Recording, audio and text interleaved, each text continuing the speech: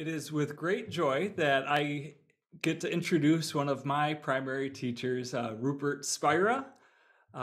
Rupert, again, is somebody that I've spent a lot of time with, but Rupert spent very little time with me. If you are familiar with Rupert, you might know him by his books, but maybe even more so by his robust YouTube channel, which I came across in 2016. So we've been on a 7-year journey together. So it's just a great joy. Rupert's somebody I've spent time with since 2016 and had the privilege of going on an 8-day retreat with at the Garrison Institute in 2019. So Rupert, it's good to see you again. Lovely to see you, Keith. Thank you. Very good. So let me read this short bio about Rupert. From his early teens, Rupert Spira was deeply interested in the nature of reality and the source of lasting peace and happiness.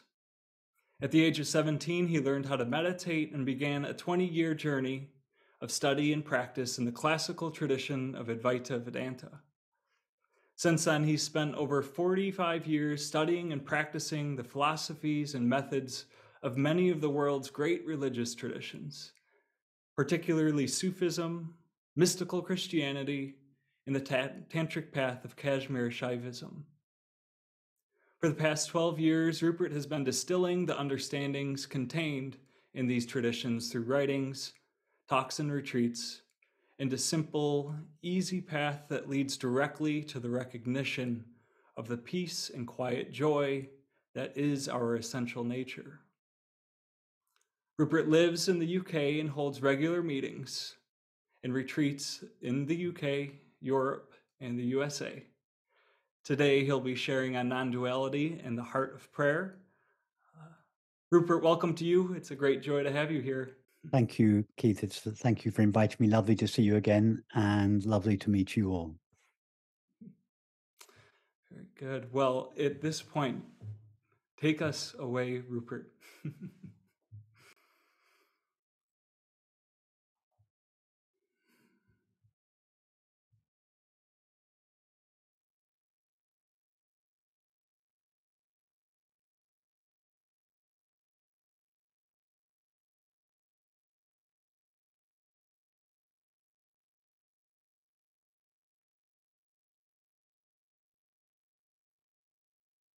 Just be aware of the full spectrum of your experience without trying to change it in any way. Thoughts, memories, images, feelings, sensations of the body, and any perceptions of the world that may be present, sights, sounds, textures, and so on.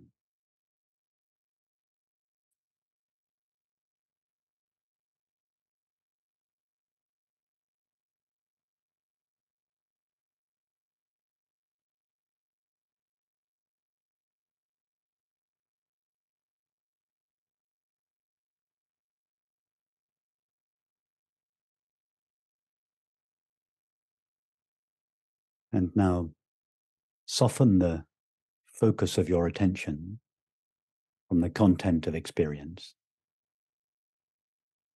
and become aware of the feeling of simply being.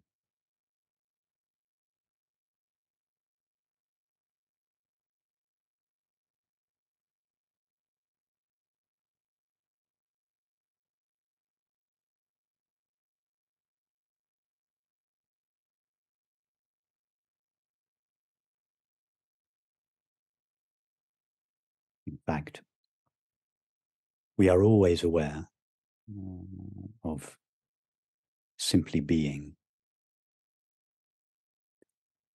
Although most of the time our being is so entangled in the content of experience that we don't notice it.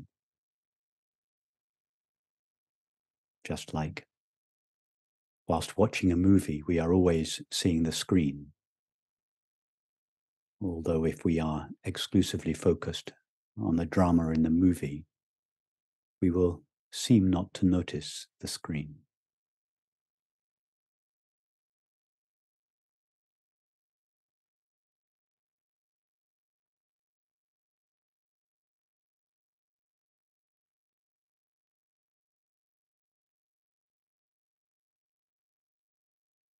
In other words, just allow the fact of simply being to emerge from the background of experience.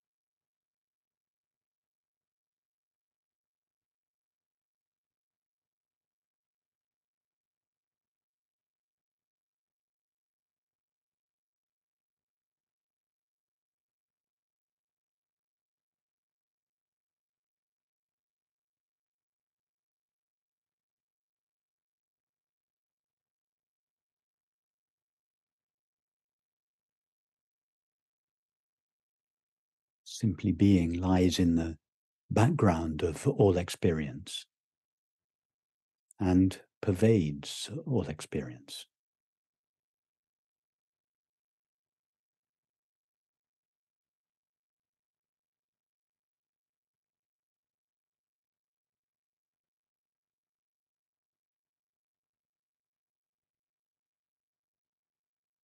We normally don't notice it because our attention is exclusively involved in the drama of experience.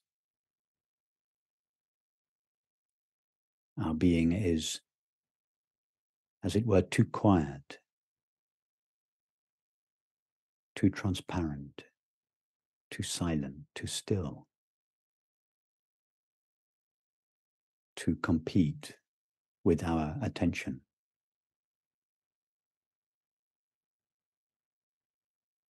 With the more colorful, demanding nature of our thoughts, feelings, perceptions, and so on.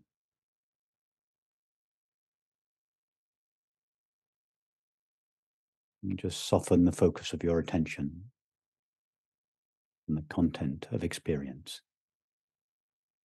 and come back to simply being. That is, come back to yourself.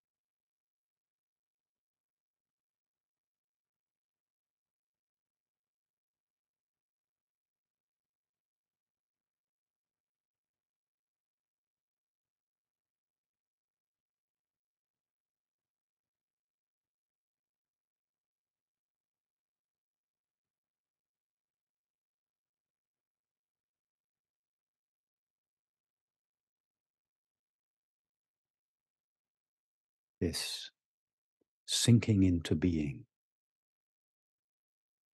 or abiding in being.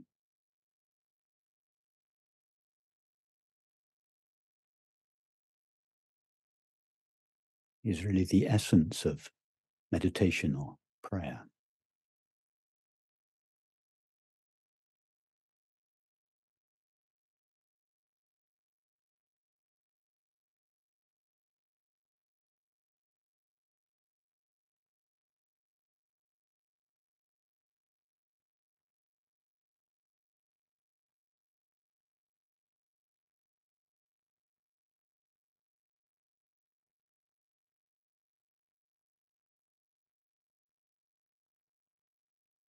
When we say resting in being or abiding in being, I do not mean to imply that we are one thing or one entity and that we rest in being. We are essentially being or aware being.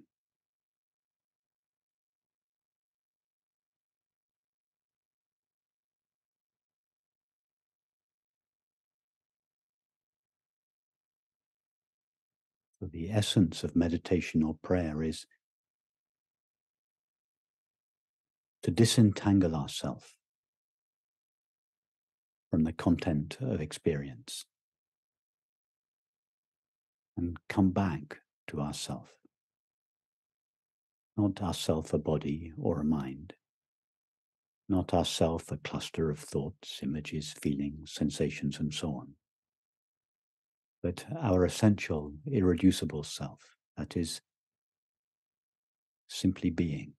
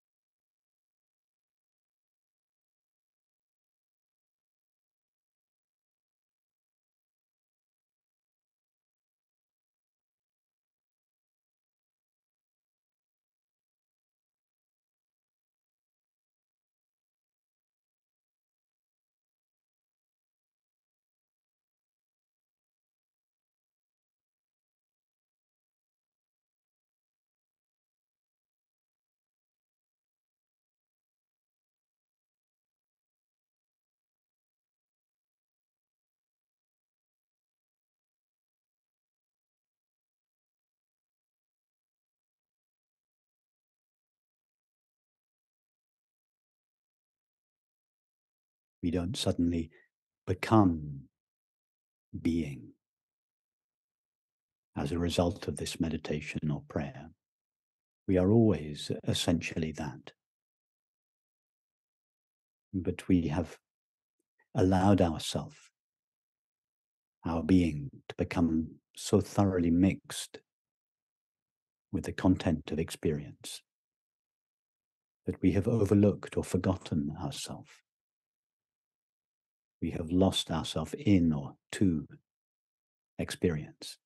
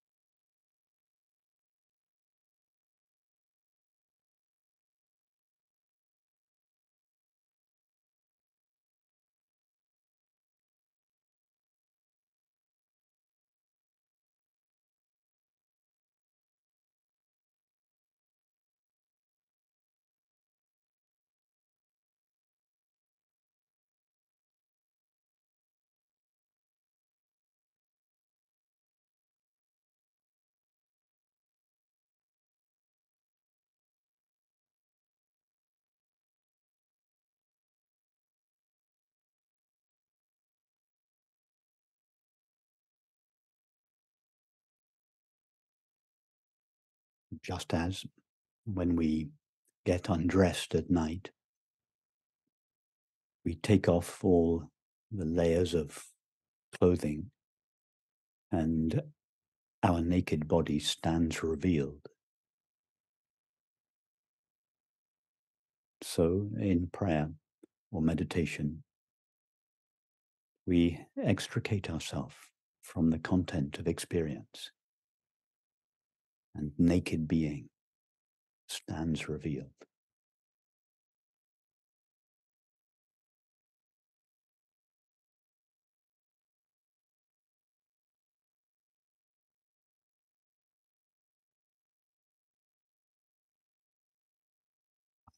Naked being, I mean being, a being that is no longer colored or qualified by the content of experience.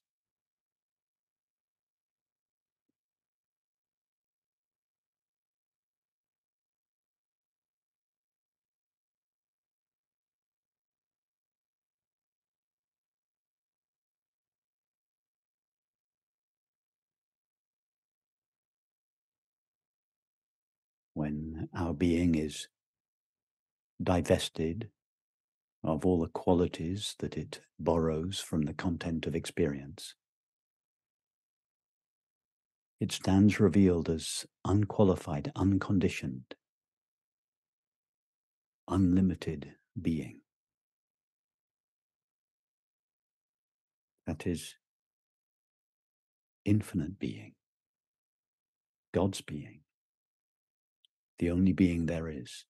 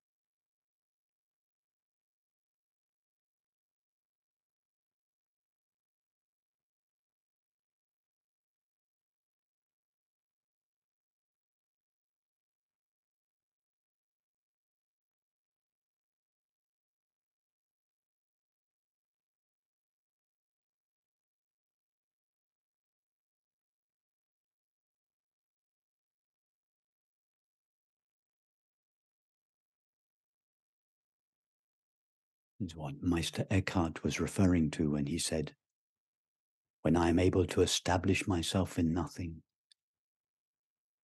and nothing in myself, uprooting and casting out what is in me, then I am able to enter into the naked spirit of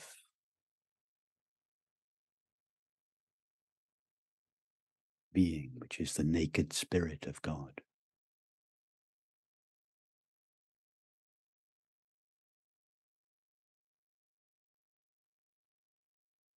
What did he mean by uprooting and casting out everything that is within me? He meant letting go of everything that is not essential to me. Thoughts, images, feelings, sensations, perceptions, and so on.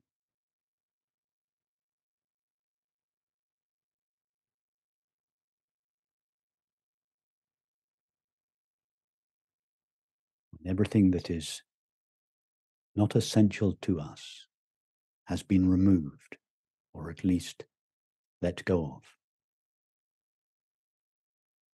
That which we essentially are, that which cannot be removed from us, simply shines by itself. Infinite being, God's being.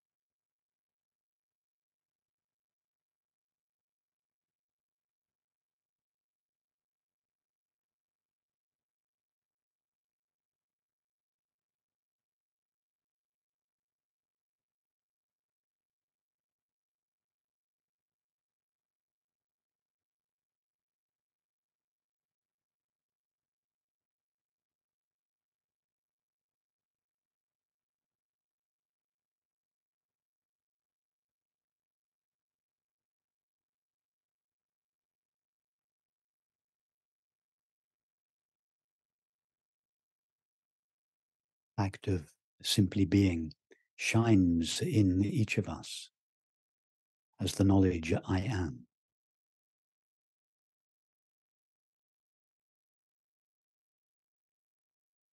As long as the I am is not subsequently qualified by experience, it refers directly to unqualified being, infinite being, God's being. And it is for this reason that I am is said to be the divine name.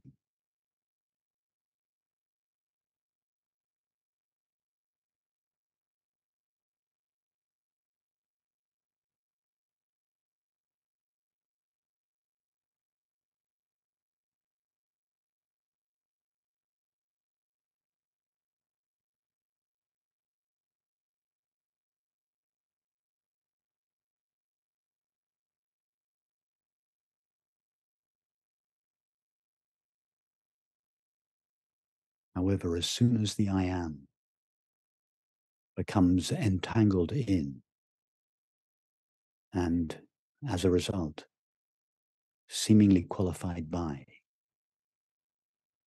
the content of experience, the I am becomes I am this or I am that.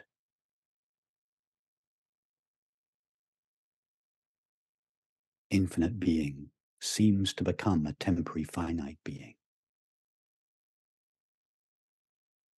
God's being seems to become a human being without ever actually ceasing to be itself.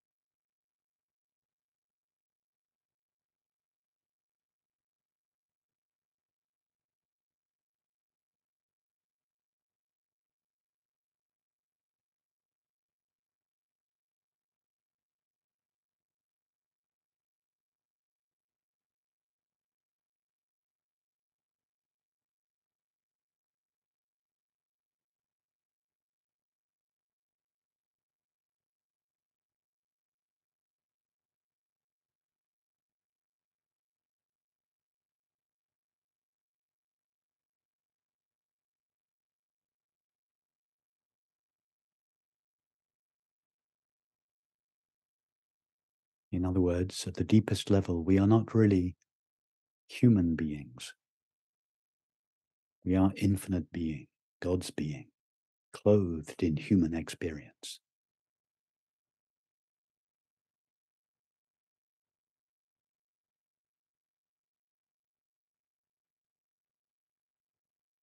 But strangely, it is this understanding that makes us truly humane.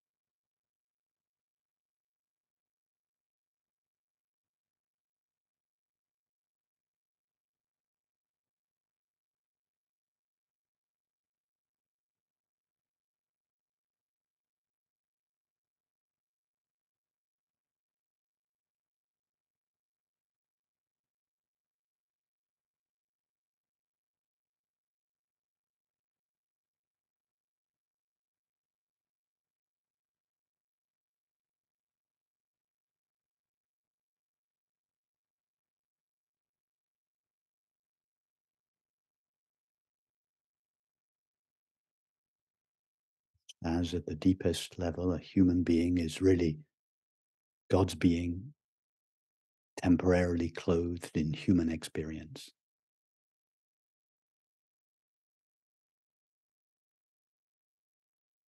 So the world is also only God's being, clothed in the names and forms that thought and perception confer upon it.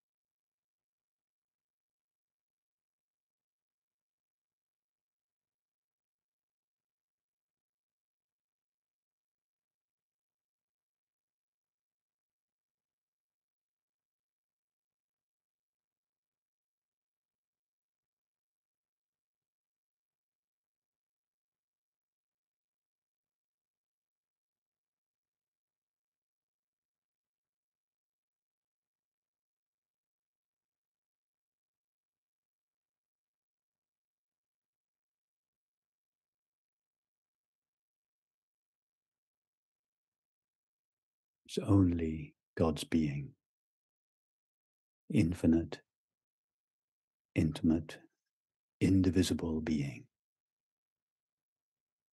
clothed in experience and seeming as such to become a human being,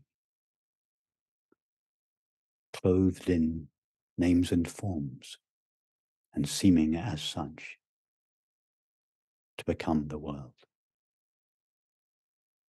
without ever, in fact, becoming anything other than itself.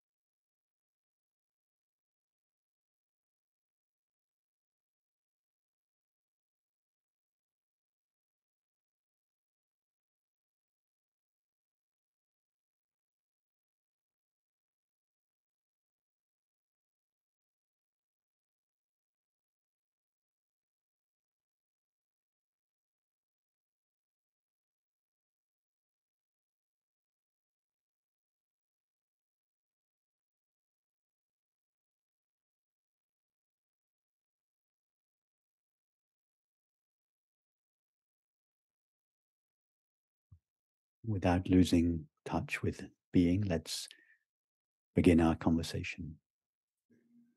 Rupert, thank you. Well, it's a great joy to share some conversation and questions with you.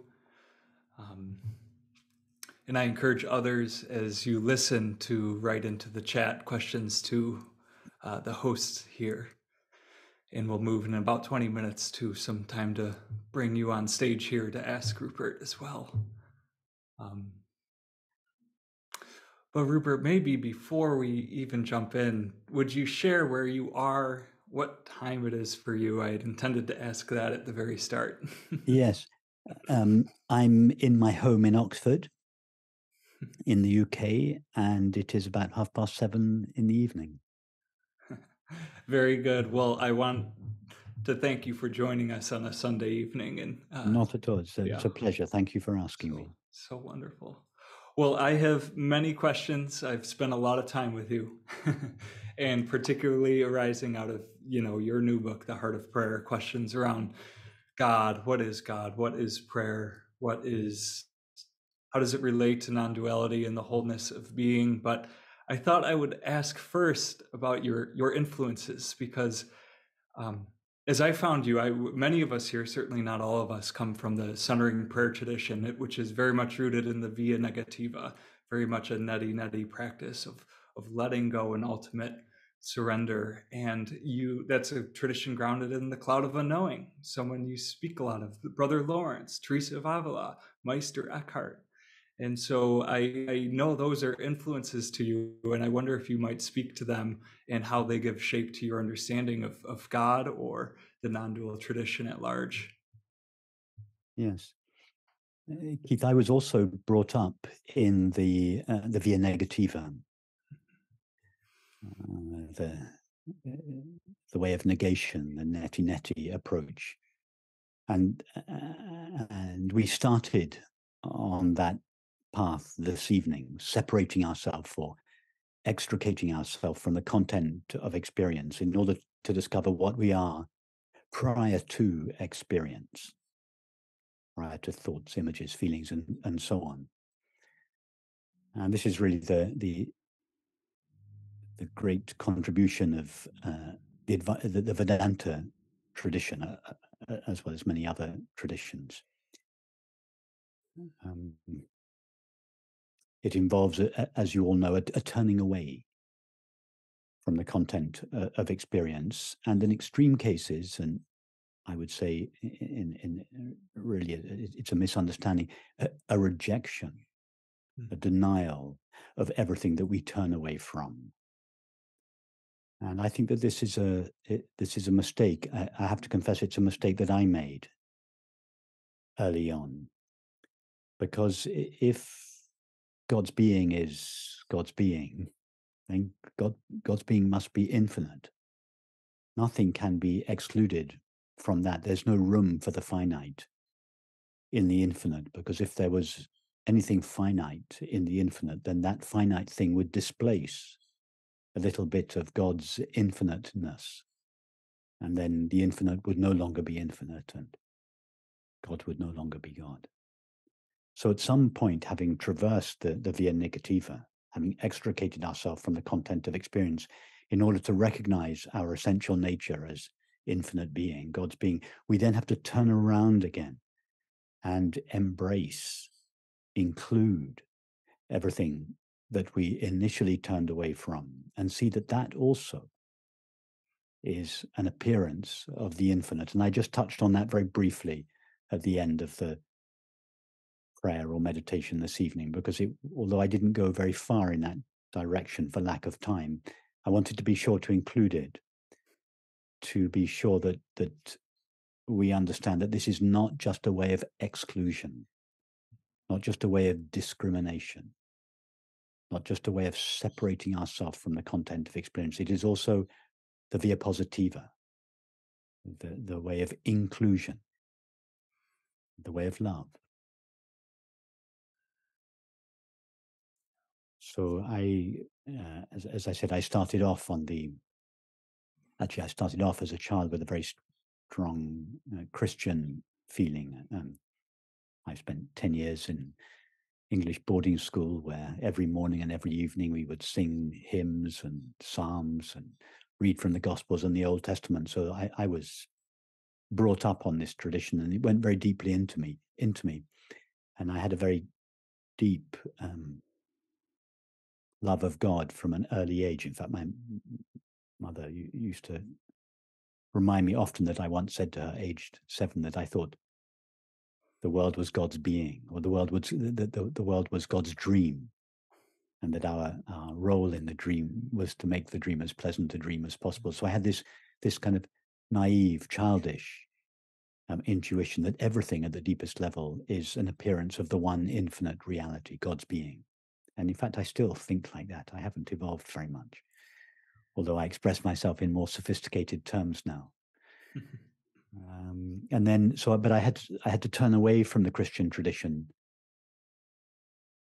in order to discover this. And so I embarked on the Vedantic tradition, and later the Sufi traditions and the Tantric traditions of Kashmir Shaivism. But I notice now that I'm coming back more to the Christian tradition, particularly the mystical tradition, and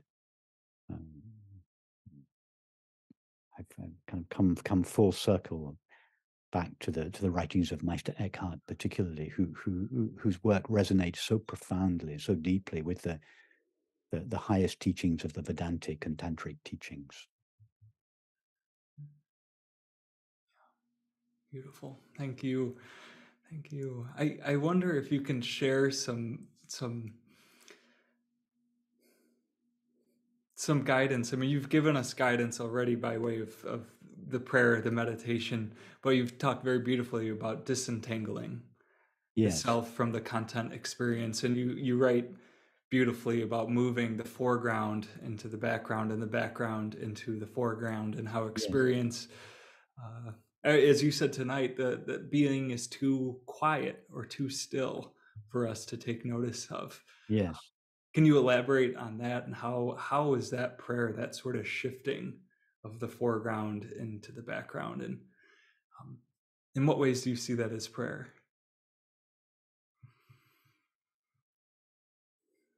I see prayer at the deepest level as what we are, not what we do. So ultimately, all dynamism,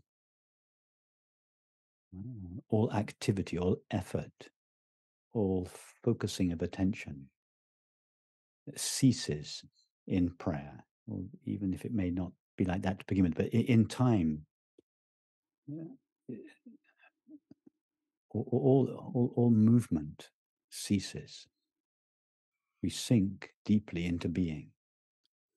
So prayer is really the magnification of being in our experience. All experience. For instance, let's take the experience we were having now. If someone were to ask you, what are you doing now? We would all say something like, I'm listening to a conversation. Somebody would say to you, where are you now? Like you said to me at the beginning of this conversation. I said, I'm in Oxford. If someone would say to you, what are you feeling now? You'd say, I'm feeling lonely, or I'm feeling tired, or I'm feeling hungry. In each of these responses, the I am is present there. I'm listening to a conversation. I am sitting on a chair. I am in Oxford. I am tired. It's always I am, I am, I am, I am. Even if I'm deeply depressed, I am deeply depressed. The I am is shining there. But the feeling of hunger, the experience of listening to a conversation, the feeling of being depressed are such intense, colorful, demanding, interesting experiences that the I am aspect of the experience disappears into the background. When we say I am depressed, we emphasize the depression, we neglect the I am. When we say I am hungry, we emphasize the hunger, we neglect the I am. But the I am, whatever we are experiencing, I am experiencing it. The I am being, God's being shines brightly but quietly in the midst of all experience, not just behind all experience, but in the midst of all experience. And prayer is simply to magnify the I am. Normally in everyday life, we magnify the content of experience at the expense of being. Prayer is simply the reversal of this process, the magnification of being at the expense of experience. In other words, when I say the expense of experience, I mean we relax the focus of our attention from the content of experience, and we allow the being, which was always shining brightly in the background, but brightly but quietly, so quietly that it was forgotten, overlooked, not noticed.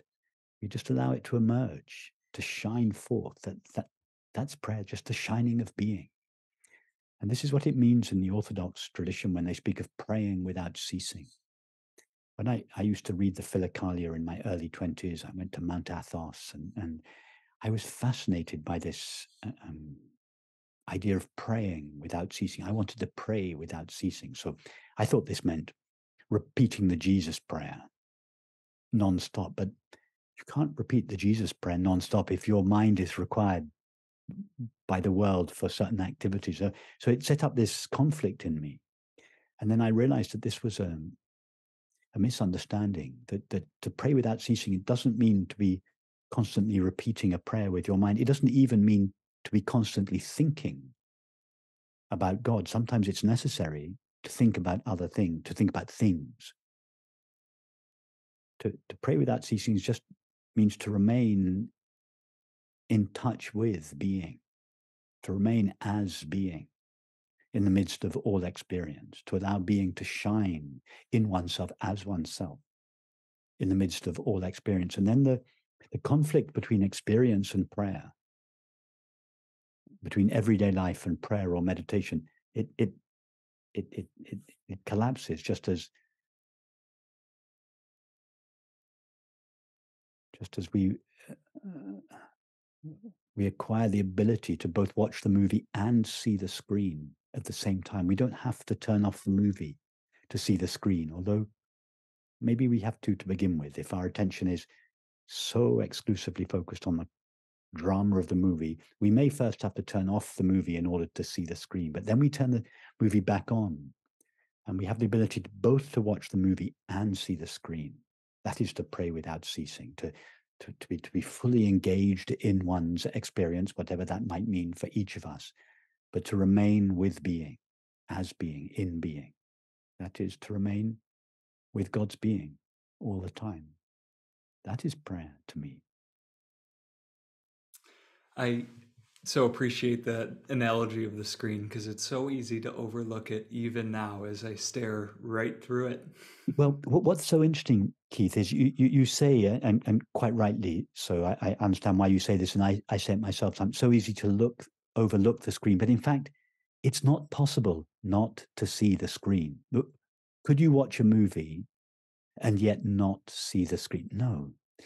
We are always seeing the screen, but it's because the focus of our attention, it's because our attention is focused on the appearance of the screen, that is the image, that we forget the reality of the image, namely the screen. It's the same thing. We are always only experiencing God's infinite being because there is nothing other than that to experience, just as there's nothing other than the screen to see in a movie.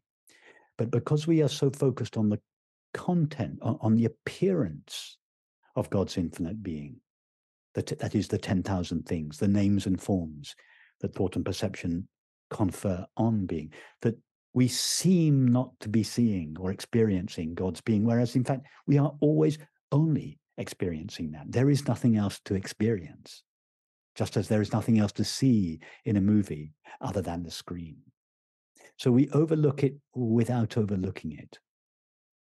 We see it, but we don't realize we are seeing it. We are experiencing the one infinite reality, God's being, without realizing it.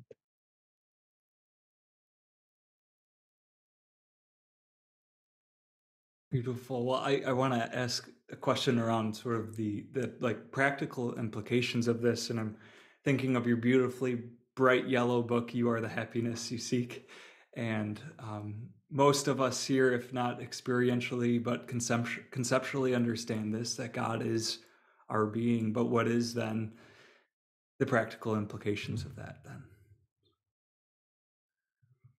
Practical implications are that our being shares none of the limitations that characterize the content of experience, just as the screen shares none of the colors that qualify the images in the movie. In other words, the screen is without qualities, without colors, or transparent. So likewise, our being, our thoughts may be agitated, but our being lies prior to our agitated thoughts. And although our being may become entangled in our agitated thoughts, it is inherently free of agitation. Well, the common word for the absence of agitation is peace. Likewise, our being is not inherently colored or qualified by the sense of lack that characterizes our feelings. In other words, in being's own experience of itself, it is full, it is perfect, it is complete, it is whole, it lacks nothing, it needs nothing.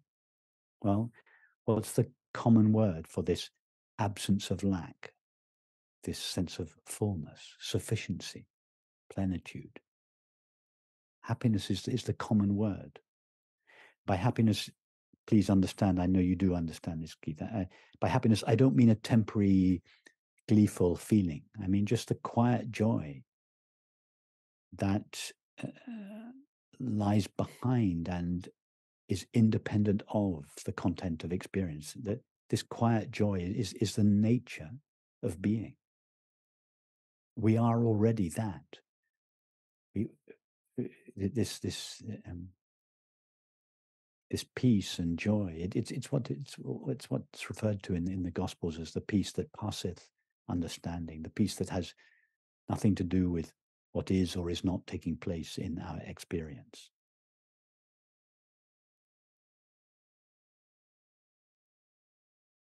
We often hear not so much in the Christian tradition, but in the Zen tradition, that being is empty, or that aware being is empty. It's true that being is empty as a concession to the object knowing mind. We can say that being is empty of objects, prior to objects. But this is only true with reference to the mind that seems to know objects. In being's own experience of itself, it is full of itself, lacking nothing. And it is this fullness, this inherent fullness of being is the experience to which we refer as happiness or joy. That's why happiness always has this feeling of fullness, completeness, plenitude.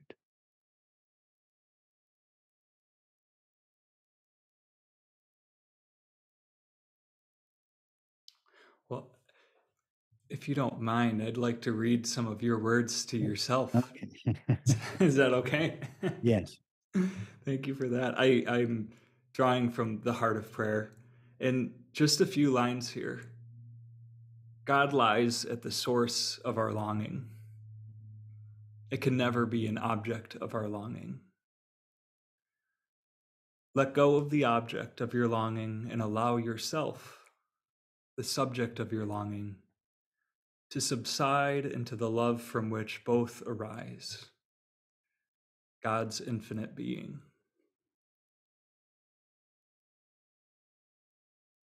Can you speak more to that?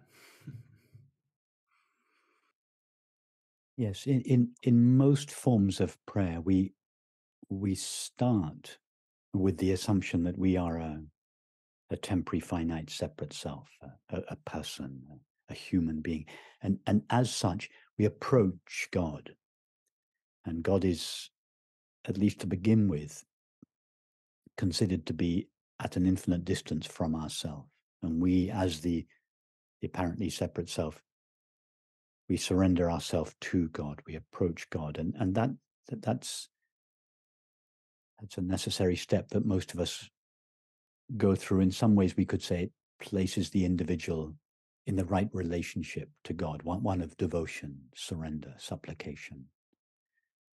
But if we are maintaining ourself as a being apart from God's being, then we are saying there are two beings. Or actually, there are 8 billion beings, or if we include all the animals, 8 trillion beings. If we include all the objects, the 8 zillion beings and objects. Well, there's not much room for God's being amongst zillions of other beings. So if God's being is God's being must be infinite, and there's no room in the infinite for anything or anyone who is finite. So sooner or later, this belief and feeling of ourself as a being apart from God's being must subside. And the way this subsidence takes place is, I would suggest, and you alluded to it earlier, is this sinking deeply in, not reaching outwards towards God, but sinking deeply into being. And as we sink into being, or I should say, as being sinks, as being extricates itself from the content of experience and sinks deeply into itself, it loses the limitations that it borrows from the content of experience. And at some point stands revealed as infinite being. In other words, our being is God's being. Some people in some traditions suggest that to assert that we are God's being is blasphemy. No, it's the opposite. To assert that we are an individual, a separate self, a human being, that is blasphemy. That is to set ourselves up as a being apart from God's being. And if we are apart from God's being, then God's being cannot be infinite being, and therefore God is not God. In other words,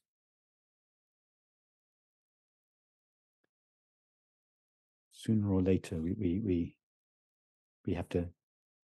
It's what Meister Eckhart referred to when he said, when I can establish myself in nothing and nothing in myself, uprooting and casting out everything that is within me, then I pass into the naked being of the Spirit, which is the naked being of God. It's exquisite.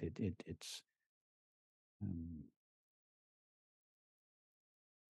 I can't say it any better than that, or any more clearly. It's what Rumi said so beautifully. Flow down and down and down in ever widening rings of being. This beautiful evocation that prayer is a sinking inwards or downwards, and as we do so, and as being loses the qualities that it derives from the content of experience, it gets wider. It loses the narrow limitations that it borrowed from the content of experience. It gets wider and wider until it is revealed as infinite being, God's being, the only being there is.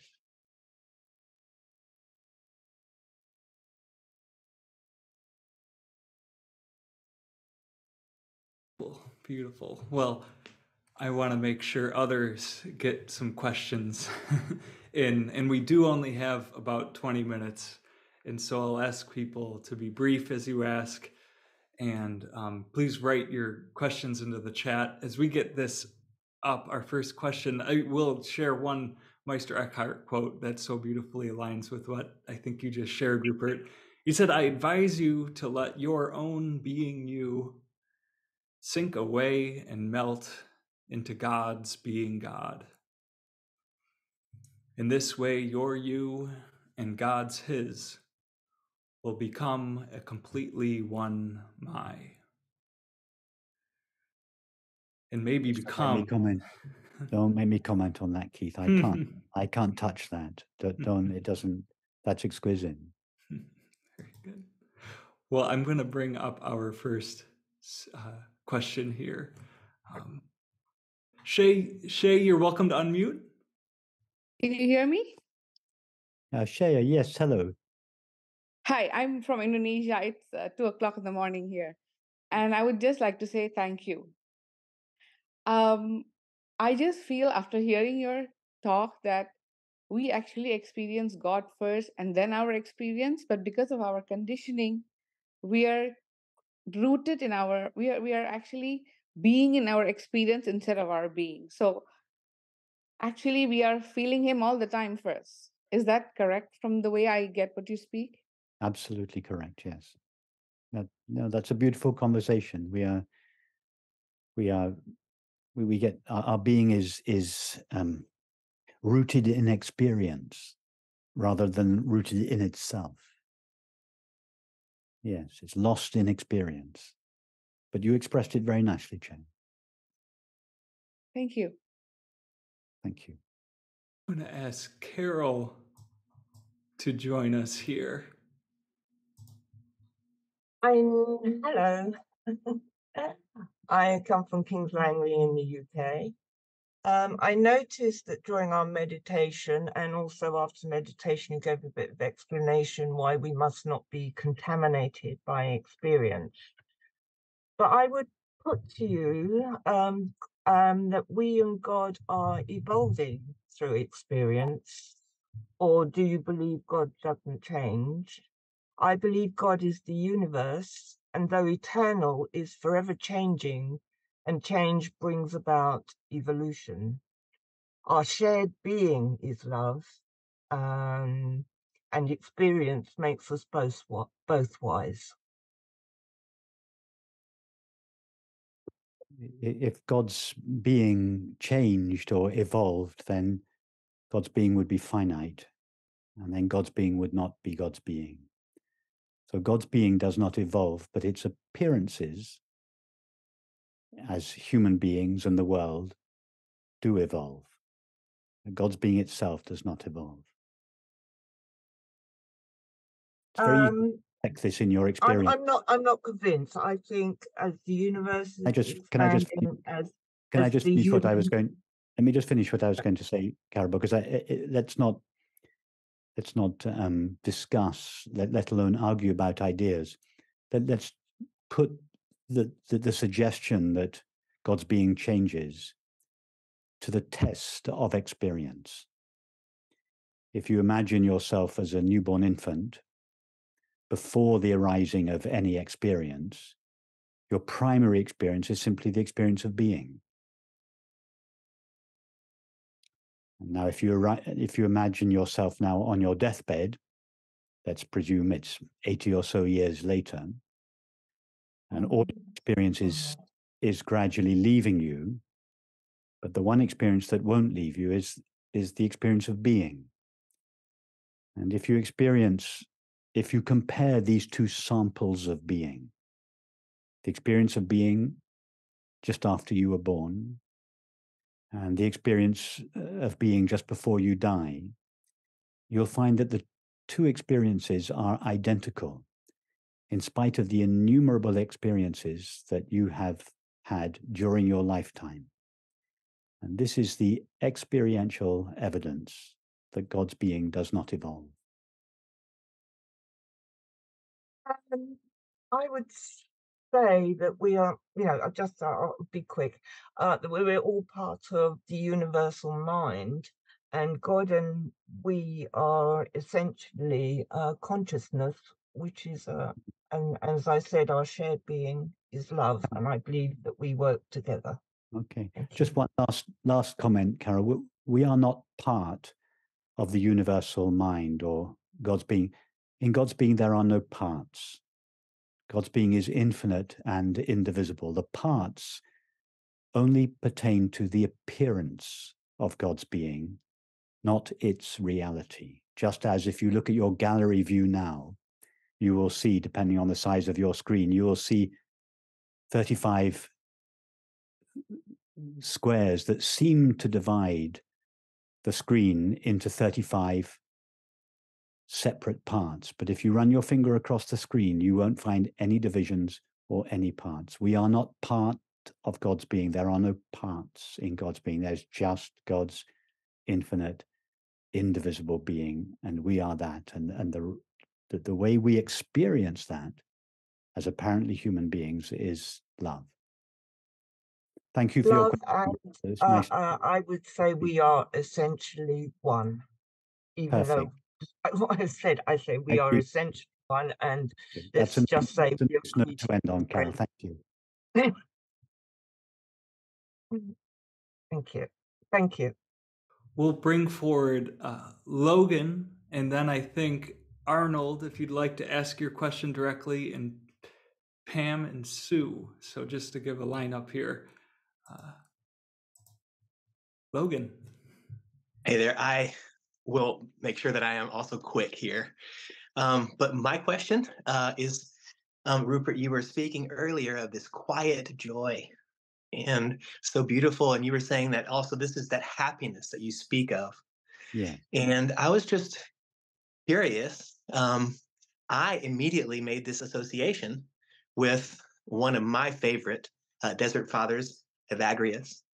And in his writings, he and of course others from the desert, time, also, all the desert Amas and Abbas, they speak of Apatheia. And I'm just curious if this quiet joy you speak of might also be what they refer to as Apatheia. It's so long, Logan, since I've read the Philokalia and the Desert Fathers, that I'm just reluctant to equate the two. Tell me more about it briefly. Just how would you translate just in a minute or so? Right. Less than a minute here. Just this passionless state. So it is a way of course, right, facing all the passions, a lot like their leader, um, uh, Anthony. And so facing that to arrive at this passionless state. And Evagrius particularly even says it's the sapphire light of the screen of the mind. And he says it is apatheia, is how he describes it. That's beautiful. So, yeah. It's like the blue sky that shines in the little parting in the clouds. That is not itself a blue cloud. It's the shining of the background. So it shares none of the qualities of the clouds in that sense. It's passionless. It's cloudless. It shares none of the qualities of experience. But it's not a dull, neutral. It's luminous. It's yes. Being and knowing. There's a luminosity, and as human beings, the way we describe that experience from a human point of view is peace or quiet joy. Those words anthropomorphize this luminosity, but it's valid, or at least I consider it valid, to speak of the nature of being as peace and quiet joy, so that we're speaking about something in our experience, not something abstract and out of reach. So yes, I love that. I think it's the same thing. I like that, this passionless luminosity. Yes. Yeah. And just a little footnote, Evagrius then goes on to say it's apatheia that gives birth to ayape. Yes. So there is this whole dynamism. Exactly. That's beautiful. Yes. Thank you. Nice to see you, Logan. Nice to see you, Rupert. Hi, Rupert. Arnold here. It's just a pleasure to hear you speak. So you mentioned the analogy of the screen and the movie on the screen, and becoming aware. The screen is always there, but being aware that the screen and the movie exist together. They're all one and the same. And you also compared that to pray without ceasing, which I thought was a very powerful thing to mention, as I also grew up in very similar ways to you. In that particular verse began to evolve for me and shine in a different way. Does the screen and being aware of the movie and the prayer without ceasing, is that also the same as being present in the now, or being in the moment, or being simply aware? And if so, what is the implementation of that? How do we practice that? It depends what we mean by being in the now or being present. These are New Age ideas, New Age formulations that, like most New Age formulations, contain some truth, but have usually been appropriated by the ego. So being present in the now, if it means just being present with your current experience of chewing or walking or writing, then that's not what it means. But if it means being present with presence, being with being in the midst of experience, then that is praying without ceasing, or, as Brother Lawrence said, the practice of the presence of God.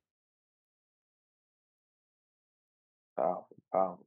That's all I have. Thank you so much, Rupert. Very nice to meet you, Arnold. Thank you. Beautiful. Well, Rupert, I'm going to ask a question here on behalf of someone, and they're wondering about extremely wounded beings. Is it possible for some beings not to have the fullness of being? No. Sorry, is that you, Keith, asking? This is someone in the... Okay, yes. If we think that there are individual beings, then we must admit that there are wounded beings. And that is it's a legitimate thing to say at a certain stage of understanding. However, if we understand that there are no individual beings, there is just infinite being, then infinite being is never wounded. Let me take an analogy. Let's go back. Let's use the analogy we've been using, the movie and the screen. In the movie, people in the movie, if we acknowledge that there are people in the movie, then some of those people are going to be wounded. However, if we don't make that concession and we say there is only the screen, then even if a battle is raging in the movie, the screen is never wounded. It's like that. Being is never wounded. It is pristine, immaculate. It is never harmed. It is never changed. It is never moved. It is never tarnished. It is never aged. It never comes into existence. It never goes out of existence. It just eternally is, shining all by itself. Thank you, Rupert. And just to follow that up, and this comes from my own question of the conditioning of growing up with the guy in the sky God who is infinitely good. And when we talk about the infinite being of God, that all we experience is God's being, then it's I think my question is the problem of evil. So how do we experience that God, the infinite source of love, also in a world that we do experience pain and oppression and suffering? The evil, the pain, the oppression, the suffering is all for the individual, never for God's being. So God's being is that there is no lack there. There is no. It's the good with a capital G. The so-called evil comes into existence or apparent existence when the individual comes into existence or seems to come into existence. But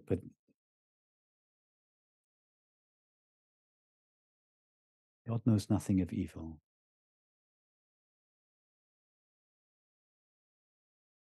I think a similar question will come here from Betty, and it might be the last question for sake of time.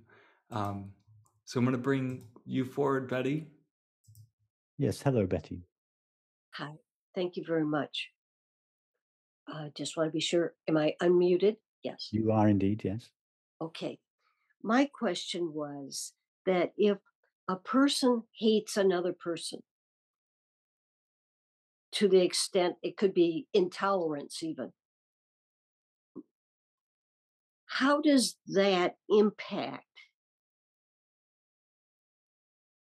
the implications of God? How does it impact the implications of God? But if somebody hates another person, they do so because they don't realize that at the deepest level, the other person is not other than themselves. In other words, they have allowed the character, the person, the character, the individuality, the behavior of the person to veil the fact that the being of the other is the same being as their self. Now, this recognition that self and other share their being is the experience to which we as human beings refer as love. The veiling of this felt sense of our shared being is the experience that we as human beings know as hatred. Wow. Yeah, that's a lot to take in, but it certainly seems to be true that if we don't separate ourselves, we're not going to hate part of ourselves. Exactly. Yeah.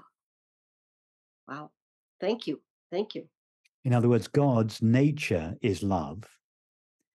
That is the one infinite, indivisible being. But hatred only arises when we believe I am separate from God, separate from the other, separate from the world. So hatred is always for the individual. Love is always for God. Thank you. Thank you. Thank you, Betty. Nice to meet you. Rupert, do you have time for just one more question? One more question, yes. Very good. I'm going to ask Judy to come forward here. You can ask the question, Keith, please. Okay, very good, Judy. So this comes a few sentences here. Coming full circle back to mystical Christianity, what is your explanation, Rupert, of the value of incarnation, crucifixion, resurrection, as some of the speakers are using the words isness as a symbol and a sense of everything, that everyone is?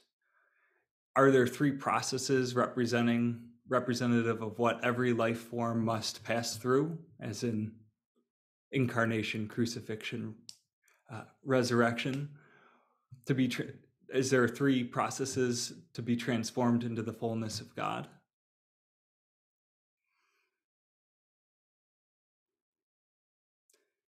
Well, the incarnation would be the belief that God's being is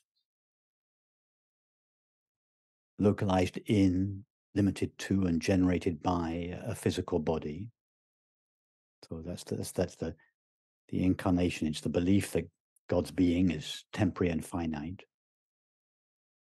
And the crucifix, and this gives rise to the sense of being a separate, temporary, finite self apart from infinite being, apart from God's being. The crucifixion would be the death of that belief, and the resurrection would be the reasserting God's infinite being in us as us. And then the final stage, the transfiguration, would be the outshining not only of ourself, but of the entire world in God's being.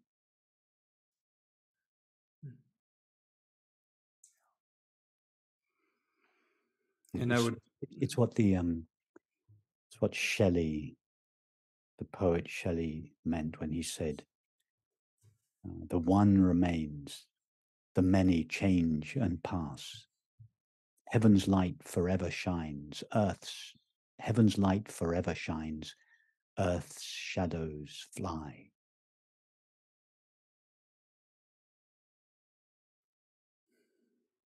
Life, like a dome of many-colored glass, stains the white radiance of eternity. Die, if thou wouldst be with that which thou dost seek. That's Shelley on the crucifixion and the resurrection. If thou wouldst be with that which thou dost seek, if thou wouldst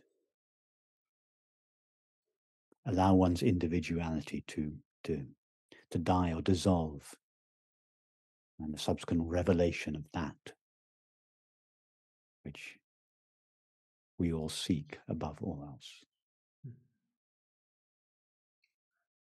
So is it actually dying to the thought that we are separate, those processes?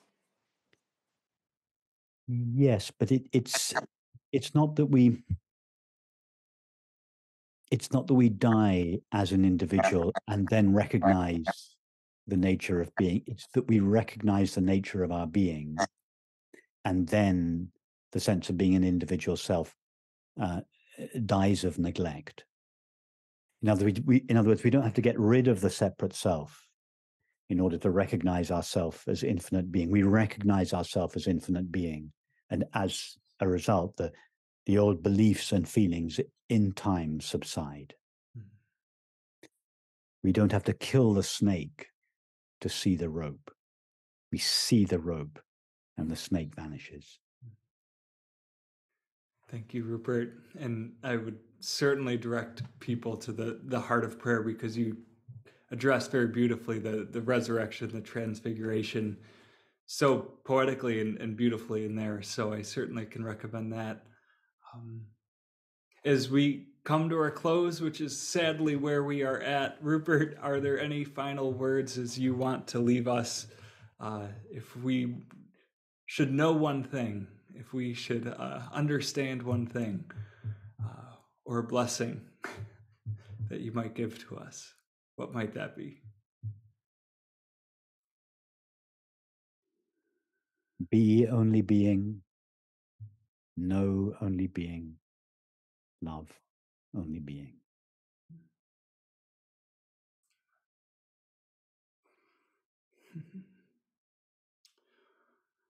Rupert, thank you, my friend. Lovely to see you again, Keith. Thank you for inviting me. Yes. And thank you. It was very lovely to be with all of you. Nice to meet you. And thank you for your beautiful questions. Thank you, Rupert. And Thank you. In closing, can give our Rupert our sparkling hands of gratitude, love, appreciation. You've warmed my heart and mind. Oh Very much boy. appreciate that.